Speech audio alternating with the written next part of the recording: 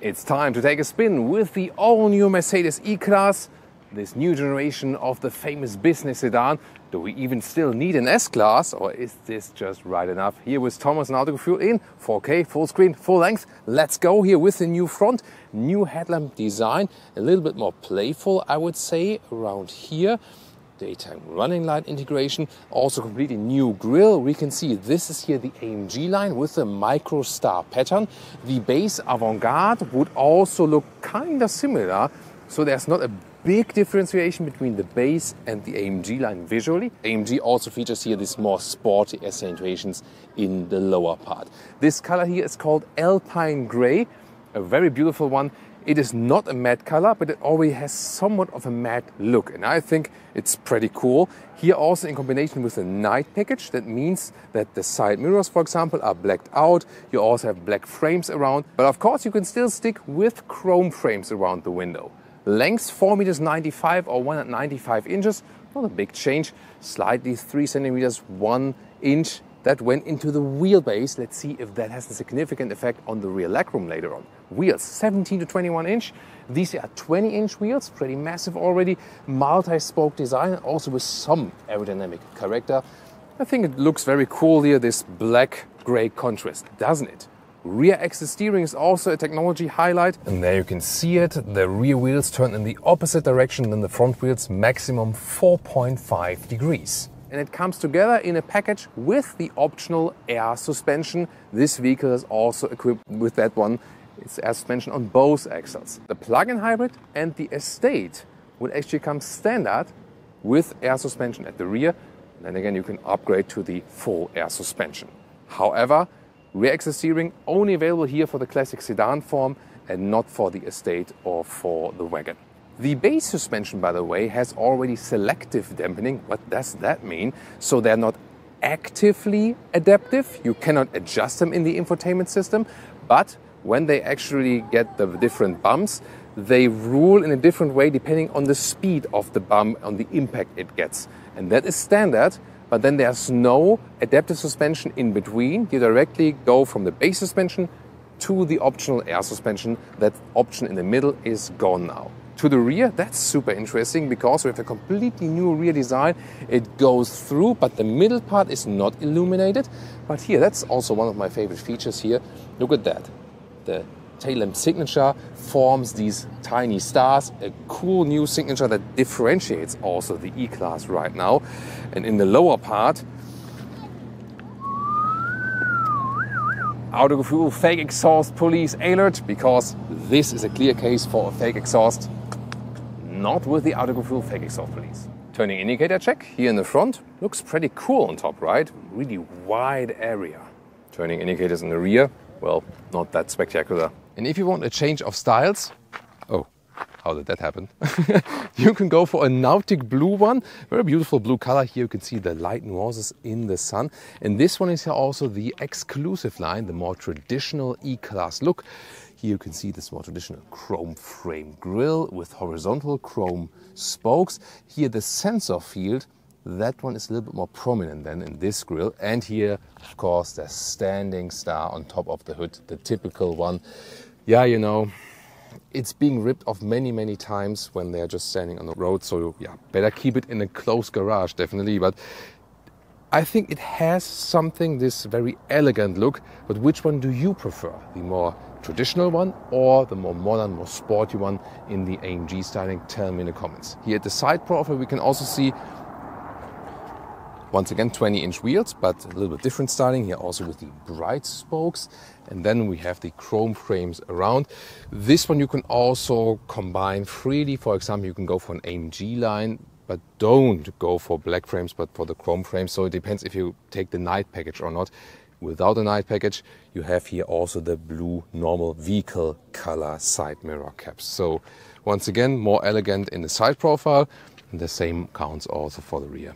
You can still get a classic key fob, but the philosophy of Mercedes is now also to encourage people to use their phone, for example. Just have it here in your pocket and then you slide right here. They have the flush door handles. Not the biggest fan of that. They also give you here some kind of feedback, but it's kind of weird, I feel. Door closing sound is really solid, like that. And what you can also do is then, for example, also lock the doors here in the Mercedes Me app. And you also have this locked confirmation, for example. And you can also have different things like trip data, your consumption, digital key, over-the-air vehicle updates, and so on. So yeah, a little bit more functionality in this new generation, of course. Then let's open it once again. Inside of the doors here, that looks actually quite good from the build quality. In this new generation, you have these high-gloss black panels like in the C-Class, S-Class, and so on. And this one does not give any haptic feedback anymore. I think that's a wrong development by Mercedes. Here, still good from these levers, and also nice. We have the brown interior and also then the brown felt at the inside here. So this is also different than, for example, if you compare lower Mercedes models, that here we also have this fabric covering on the inside. This all-new interior, being the AMG line, you also get the AMG steering wheel with the 2 horizontal spokes with #capacitive BS buttons. Not too easy to control while driving, that's the catch actually. And then I found this here, a very, very tiny detail, but from a build quality, I think this gap here, critical. I don't see that this is doing any good. I don't know. But I have to say the rest of the interior, for example, looks actually even better than the S-Class, I feel. These seats here, optional animal skin equipment, but you can also get the Art Deco man-made leatherette. And that is, of course, more animal friendly and also less in the CO2 output. And the color would be actually the same. You get brown, black, gray, and so on, beige. And seating comfort here, it's typical E-Class business sedan comfort.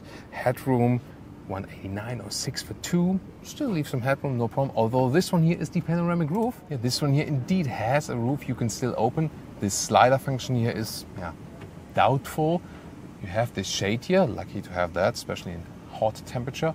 And then slide once again, or maybe 5 times, or 6 times, or 7 times. Or, there we go. And then the real roof is opening, and that opening is actually quite wide.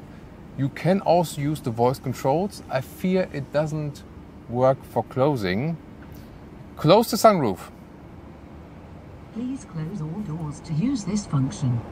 Close all doors first. Sorry. Let's try again. Close the sunroof.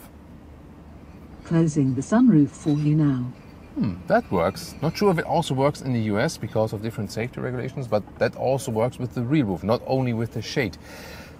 By the way, you maybe saw or heard that I did not say "Hey Mercedes" first. And the thing is, if you are alone in the vehicle and you see this small symbol in the top of the infotainment system, then you can also Unfortunately, I put could the not find voice commands without saying "Hey Mercedes" first. So when you have a co-driver, then they say, "Hi, we don't know where the voice is coming from. Maybe people are just talking and so on."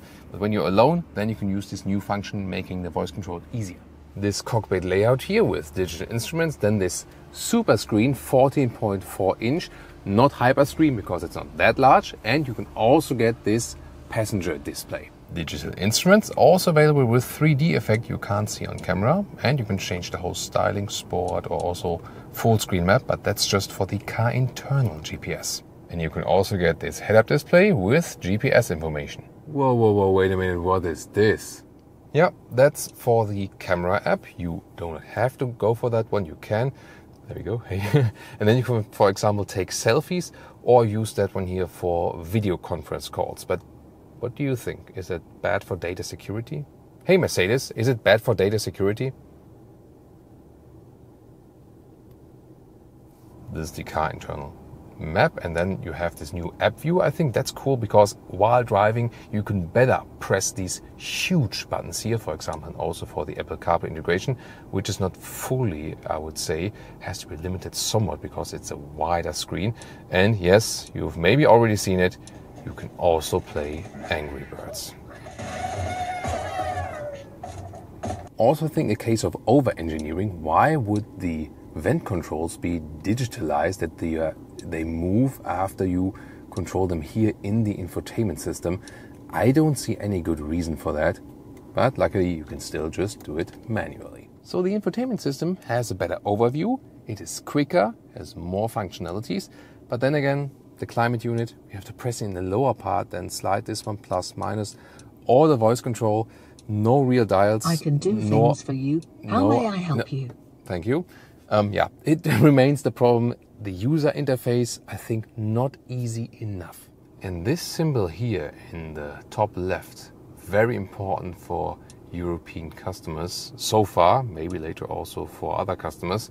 You can deactivate the speed warning. And even better, here at the steering wheel, we hold the mute button like a little bit longer. So a short press is mute the music, and a holding a little bit longer is then activating or deactivating this speed limiter.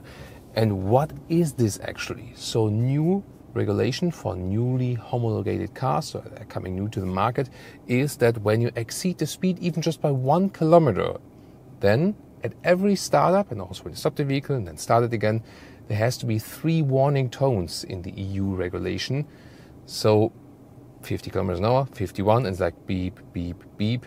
And it's super, super, super annoying. And this is a very quick shortcut to deactivate it. It's a law, it's a regulation thing.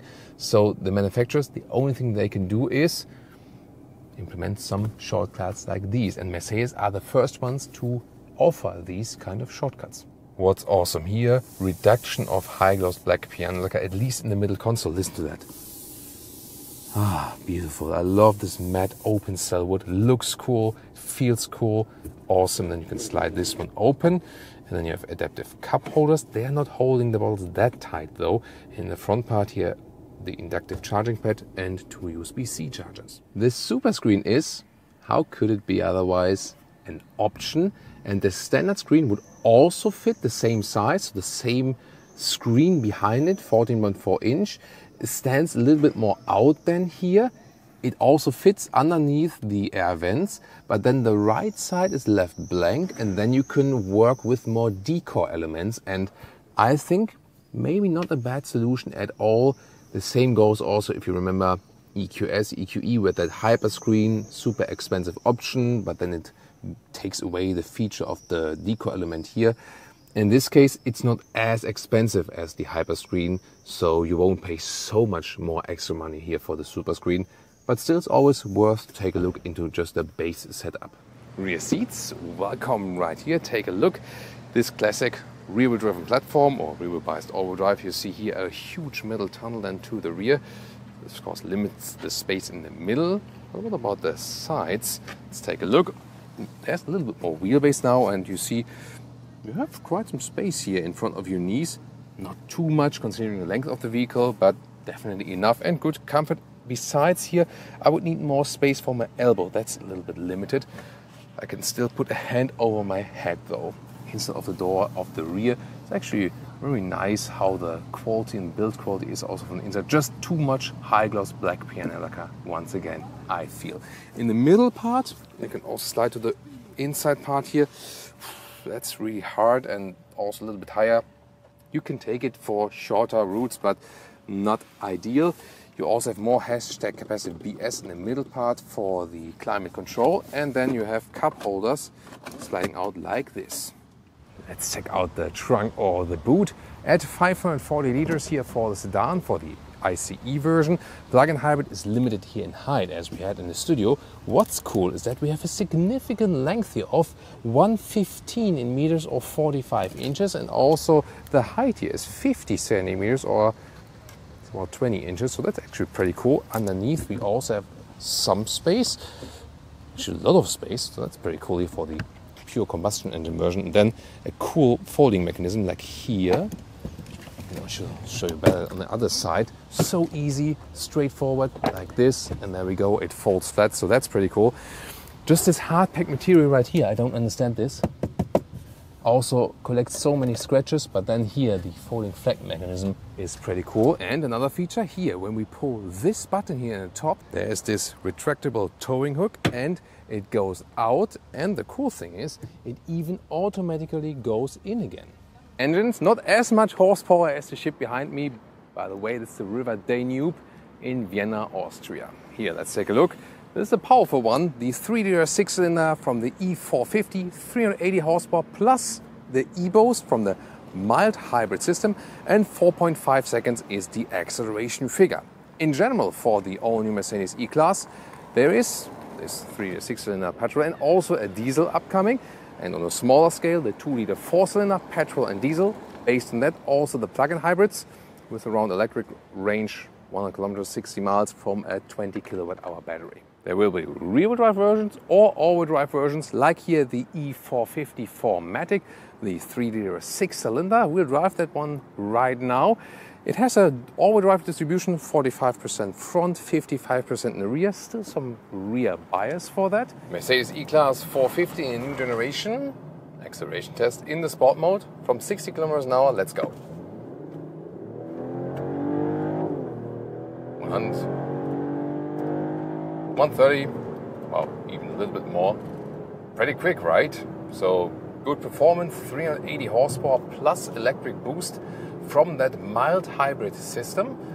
This is also equipped with the air suspension in the sport mode. It's a little bit sportier, but you feel it's classic E-Class here in that faster bend.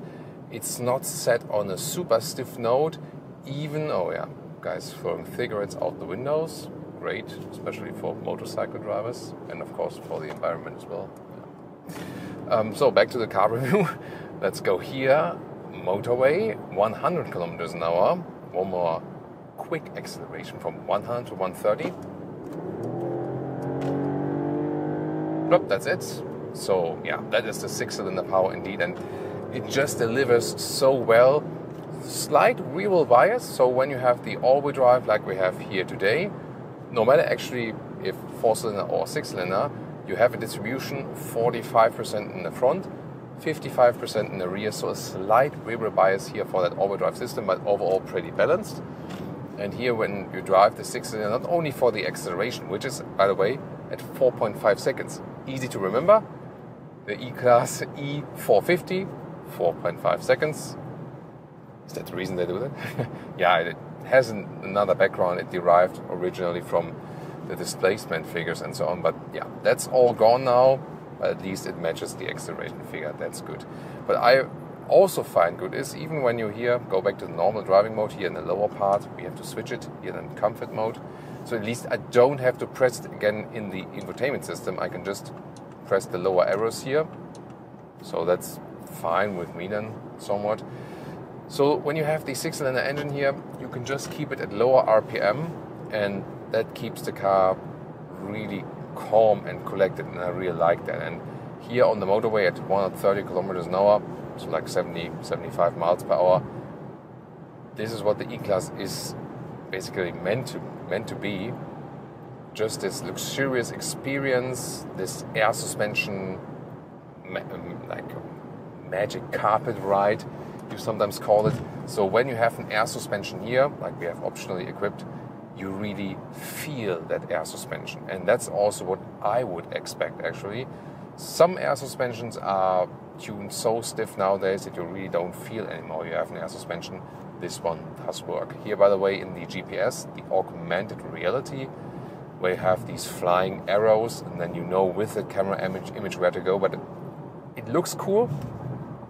Me personally, of course you could also deactivate it, I found a simple map description somehow better. Sometimes you can't really concentrate on the real world and then this augmented reality world. I found just like, a normal Google Maps guidance actually more practical, I think. When you compare previous generation to this generation E-Class here, you still feel that it has these core E-Class values. Not so much tuned to the sporty way, more to the comfortable driving experience, the luxurious driving experience. It feels a little bit more planted on the road. Of course, they have evolved and worked on suspension and all the electronic systems and so on. When you have the base suspension, by the way, it has these progressive dampening on the top, so it's not an adaptive suspension that it changes with the driving modes, the standard one, but it reacts according to the situation automatically. But here the air suspension is a fully adapted one, so when I go to the sports mode here, it's also a little bit stiffer, and here gives me a little bit more feedback. To me, the best thing they have improved in this generation here is the steering. We've seen it now with some new Mercedes models. it is more precise and you have a better feeling for the vehicle. Here there's no dead zone area. When I do a lane change, it does it so well, and just slight movement is actually needed. I really like that new philosophy of the steering. It is sporty and comfortable at the very same time. So pretty cool, actually. They've also worked on the assistance systems, so they fine-tuned all of them. You have a blind spot monitor, you have like triangles in the side mirrors, you have more elaborated adaptive cruise control, for example. And what is also now possible, and they will start that feature in the US and in Canada, that when you set the cruise control and, for example, you have set a higher speed and the car is driving in front of you, then there will be an automatic lane change. Let's see at some point if that's possible, actually. But here, also the car into a car in front of me, the distance is being kept very well. Yeah, the speed cameras here in Austria are sometimes behind you, so you always have to pay attention to that. So being here in the comfort mode, let's just recheck that. Yeah, I was. That's the thing, that you have to check if you are still if you're already in comfort mode or still in the sport mode, because it always gives you a lot of comfort. So I'm really a fan of this air suspension here, and one of the rare manufacturers that still follows a true air suspension philosophy. So the whole driving experience feels very sophisticated, and as I said, my favorite is the sportier steering, which is at the same time also comfortable. Here in the AMG setup here from design with the 2-spoke and so on. Noise insulation, also one of the key things here of the E-Class, has been improved further. So here at 180 kilometers an hour, like 50 miles an hour, wow, it's so super silent, you hear nothing from the outside world. And there we go. Here. So you're supposed to keep your hands on the steering wheel. I just, lifted them a little bit now for demonstration purposes. I had set the cruise control to 80, and then the car was realizing, okay, we would run on this car, or we would, of course, reduce the speed before. So then, when the left lane is free, go to the left lane, hits the turning indicator yourself. The car. Well, is the car he, she, or it? Let's leave it up for the discussion. It depends, right? Is this he, she, or it? E-Class? I think E-Class is more like, you always say it's, like proper business suit. I think E-Class is more a he, isn't he? Yeah? Maybe. Okay, maybe. I don't know, but yeah, whatever. So, yeah, that was very impressive here. So a good live demonstration of this new feature, and why not? It adds some more comfort. Before, it was that you had to tip the turning indicator to introduce that to yourself. And there are those jokes out there. Always depends, of course, on the car brands, but often there is this joke that BMW drivers, don't hit the turning indicators. So you can say like, oh, is there also the BMW feature that does the lane change without setting the turning indicator? Yeah, I'm frequently driving the BMW myself, so probably I shouldn't do that joke. But there are jokes typical about every car brand. Like there's always the taxi E-Class joke, like, hey, if I want to drive an E-Class, I'll order a taxi. Because especially in Germany, the E-Class has always been the taxi car. Not anymore. Mercedes wants to do luxury experience only, says, forget about taxi drivers, we don't sell them anymore. Toyota and Lexus should do the taxi business. So that's their decision right now. Also interesting, a lot of taxi drivers are furious about that, but they also told me that recent E-Class got less durable, when you compare them to previous ones. We have to see how it is with this generation here. So what we could feel, see, drive, experience-wise, wow, really outstanding. Yes, there is the user interface here, which is not ideal while driving. I like to have more physical input there. Maybe a little bit over-engineered as for the software thing, and also having like always these like the Chinese customers in mind, especially. Yeah, that's the only downside of this vehicle to me. But everything you experience as a driver then, hardware-wise, from the pure facts, from the engineering, is just awesome. And you really have to wonder, does the S-Class really deliver you more in driving? I would actually easily take an E-Class, and I don't see much more benefit now in the S-Class in this generation. Besides, of course, you have more space in the rear end. You can check out that review, for example, BMW 7 Series versus S-Class. or more E-Class content here from this new generation.